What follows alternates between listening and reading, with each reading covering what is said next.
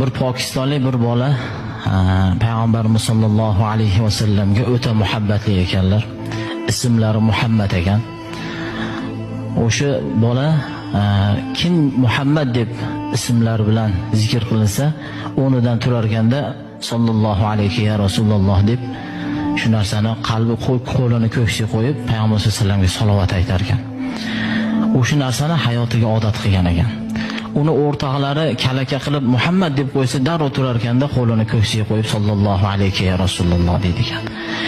U shunga odatlangan ekan. Kim Muhammad deb chaqirsa, qo'lini darrov ko'ksiga qo'yar ekanda sallallohu alayhi ya Rasululloh deydi ekan. Bir qancha muayyan yoshga yetib hajga borishlik nasib qildi.